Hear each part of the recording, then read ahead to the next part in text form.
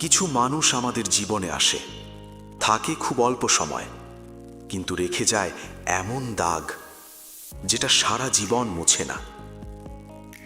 আপনি কি কখনো কাউকে এমনভাবে ভালোবেসেছেন যাকে পেয়েও হারাতে হয়েছে? আজকের গল্পটা ঠিক সেই মানুষগুলোর জন্য।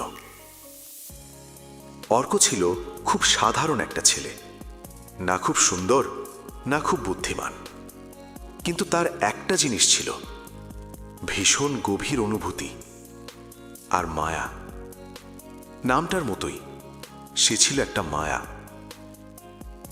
কলেজের প্রথম দিন, ভিড়ের মধ্যে হঠাৎ অর্কের চোখ আটকে গেল মায়ার চোখে। সেই 1 সেকেন্ডের চোখাচোখি জীবনের অনেক কিছু বদলে দেয়। দুজনের বন্ধুত্বটা ধীরে ধীরে গভীর হতে লাগলো। চায়ের দোকানে ঘন্টার পর ঘন্টা গল্প, রাতে গুড নাইট না বললে ঘুম না আসা, ছোট ছোট ঝগড়া, আবার সরি বলে সব ঠিক। একদিন মায়া বলেছিল, অর্ক জানো, তুমি আমার সেফ প্লেস।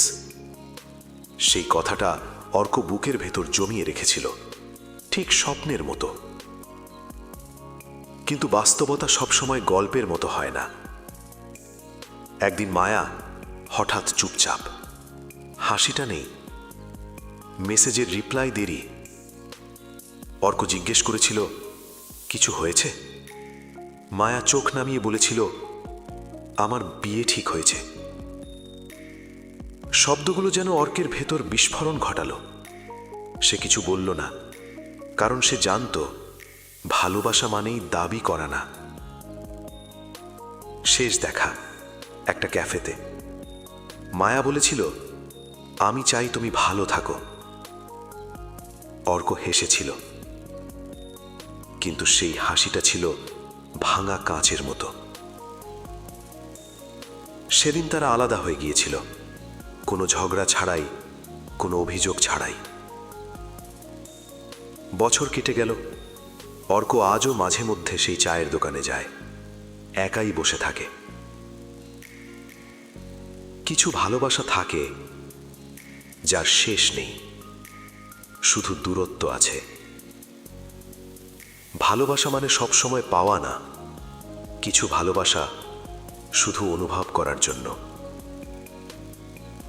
যদি আজও কারো নাম শুনলে আপনার বুকটা একটু কেঁপে ওঠে, তাহলে জানবেন আপনি সত্যিই ভালোবেসেছিলেন।